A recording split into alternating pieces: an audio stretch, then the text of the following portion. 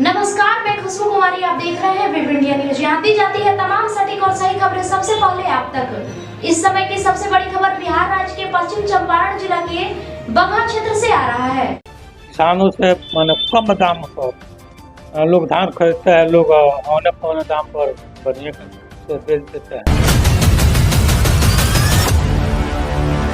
दूसरी बात है, खाद भी जो प्राइवेट में दुकान पर मिलता है वहीं पैक्स में भी मिलता है। मैं देता था, लेकिन अभी नहीं। ट्रैक्टर भी आया है तो ट्रैक्टर से खेती किसी किसान को नहीं होता है।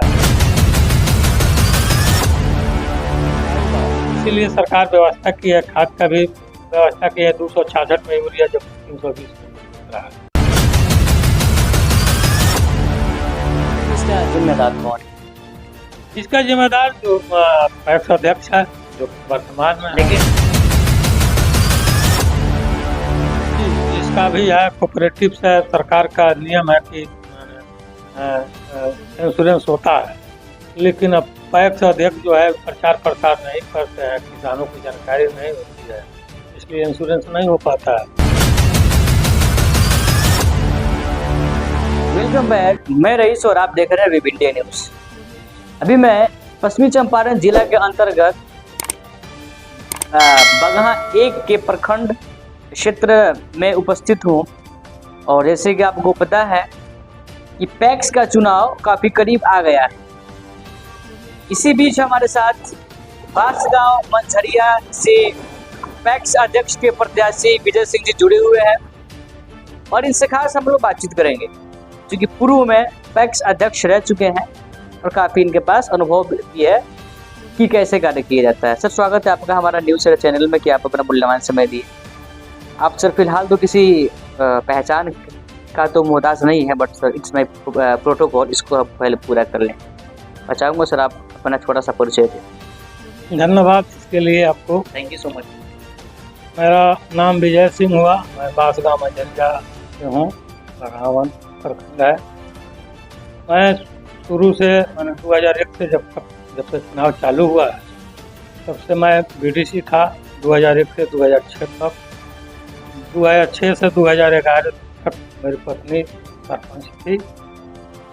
2014 से 2019 तक मैं पैक्स अध्यक्ष के पद पर रहा और फिर मैं 2024 से पैक्स अध्यक्ष के पद पर लड़ रहा हूँ। सर सवाल सर ये आपसे है कि इससे संबंधित जो भी समस्याएं हैं, किसानों की समस्याओं को देखी की जाती है पैक्स से। किसानों की सर क्या आपके यहाँ स्थिति है, सिचुएशन है, जो हमारे व्यूअर्स देख रहे हैं, जो हमारे दर्शक लोग देख रहे हैं, आप इनको बताइए। किसानों का स्थिति तो देखिए, सरकार द्वारा जो भी अनुदान किसान को मिलती है, पैक्स द्वारा भी आती है, सरकार पैक्स को देती है धान खरीदने के लिए। लेकिन अध्यक्ष लोग बहुत लोग होते हैं, चाहे यहाँ भी हम पहले देखे हैं, तो अभी भी चल रहा है कि लोग किसानों से माने कम दाम पर लोग धान खरीदते हैं, लोग औने पौने दाम पर बढ़िया से बेच देते हैं। दूसरी बात है, खाद भी जो प्राइवेट में दुकान पर मिलता है वहीं पैक्स में भी मिलता है। इसके पहले मैं था तो मैं सरकारी रेट पर देता था, धान का उचित मूल्य में भी मैं देता था, लेकिन अभी नहीं। ट्रैक्टर भी आया है तो ट्रैक्टर से खेती किसी किसान को नहीं होता है, कहीं खेत किसी को नहीं जोता जाता है। यही सवाल है, इसलिए किसान पिछड़ा है। सर यदि हमारे यहाँ फार्मिंग की बात करें, खेती की बात करें सर, तो क्या खेती करना लगता है कि आपको आसान? खेती तो आसान नहीं है, खेती तो महंगा हो गया है, लेबर महंगा, खाद महंगा और जुताई महंगा। इसीलिए सरकार व्यवस्था की है, खाद का भी व्यवस्था की है। 266 में यूरिया जब 320 में मिल रहा है, यहीं से लोग हताहत है। दूसरा महंगाई यहीं से, खाद का महंगाई या जुताई महंगा। इसके लिए सरकार व्यवस्था की है, लेकिन धरातल पर नहीं उतर रहा है। सर आखिर में इसका जिम्मेदार कौन है? इसका जिम्मेदार जो पैक्स अध्यक्ष है, जो वर्तमान में है। लेकिन सर चुन के तो जनता भेजी। अब तो वही फिर अब निर्णय जनता फिर लेगी कि हाँ अब सही कौन है कौन गलत है। ये धान का सीजन तो फिलहाल खत्म हो गया, कटनी भी खत्म हो गई। और धान को सर लेकर काफ़ी हमारे यहाँ एक कृषि प्रधान क्षेत्र है, तो यहाँ पर जो धान की संख्या काफ़ी ज़्यादा होती है सर। तो इसका सर MSP पर जो होती है खरीद वगैरह, इसके लिए कुछ प्रक्रिया वगैरह आपके यहाँ अभी खरीदी गई या नहीं?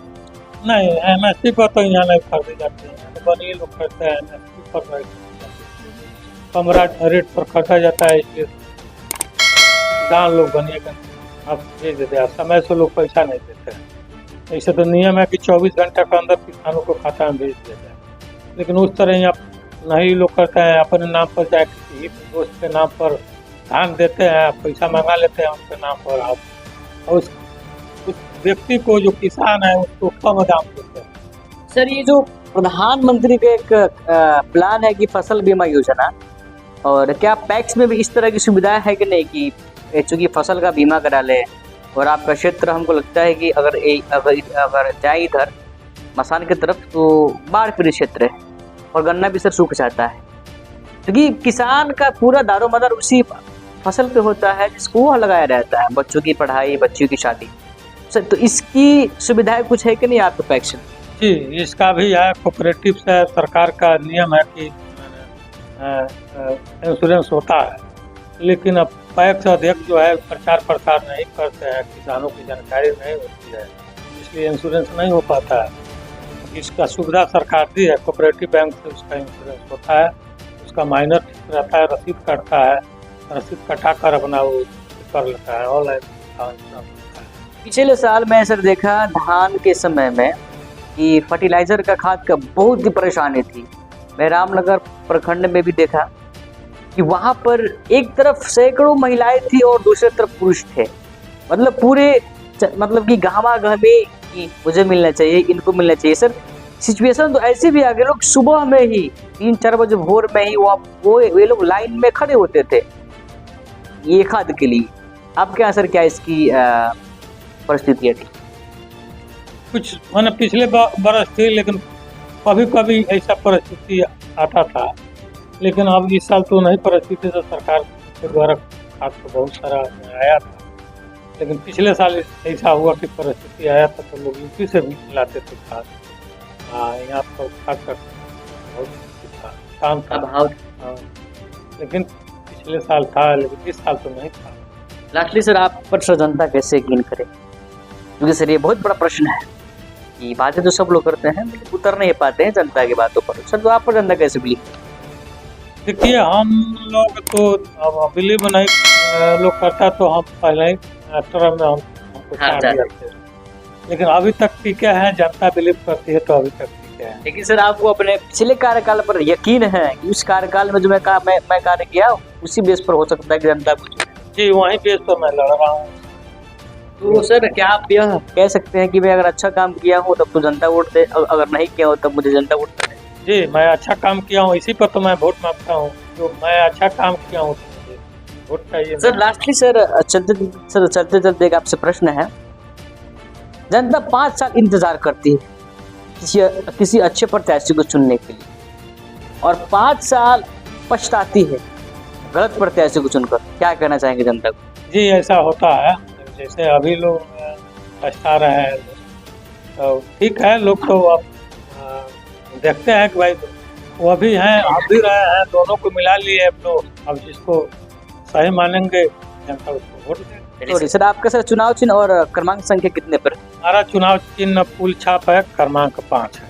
चलिए, तो ये थे बांसगांव मंझरिया के पैक्स अध्यक्ष के प्रत्याशी जो पूर्व में भी पैक्स अध्यक्ष रह चुके हैं, विजय सिंह जी, जिन्होंने अपनी बात को बेबाकी से रखी और यहाँ तक ओपनली यह बात कह दी कि मैं यदि अच्छा काम किया हूँ तब हमें वोट दीजिए, अन्यथा मत दीजिए। देखते हैं, प्रत्याशी तो 5 है, जनता चुनेगी, किस बेस पर चुनेगी। तब तक मिलते हैं हम लोग एक नए खबर के साथ। जय हिंद, जय भारत। बेहतर उपचार, सुरक्षित परिवार, जब मामला हो सेहत का तो समझौता कैसा। जी हाँ, आपको सभी बीमारियों से निजात दिलाने के लिए खुल गया आपके शहर रामनगर में गुड हेल्थ क्लिनिक, जहां आपको आपके स्वास्थ्य के लिए मिलेगा 24 घंटे उपचार की सुविधा, जहां कम खर्च में डॉक्टर आई आलम के द्वारा मिलेगा बेहतर इलाज। जहां जोड़ दर्द, साइटिका, चोट, सूजन एवं टूटा फूटा प्लास्टर एवं ऑपरेशन की सुविधा, बुखार, खांसी, सर्दी, निमोनिया, दम फूलना, जलन होना, पेट, छाती, गुर्दा, लीवर, किडनी, प्रोस्टेट, पेशाब की थैली का उत्तम इलाज, महिलाओं के बच्चेदानी, मासिक गड़बड़ी, सफ़ेद पानी एवं ब्लड गिरना, लिकोरिया, गांठ हो जाना, बांझपन एवं पथरी के मरीज का 100% सफल इलाज। गुड हेल्थ क्लिनिक का पूरा पता है रामनगर नगर परिषद क्षेत्र के Narayanapur ward number 10 SN public school के समीप।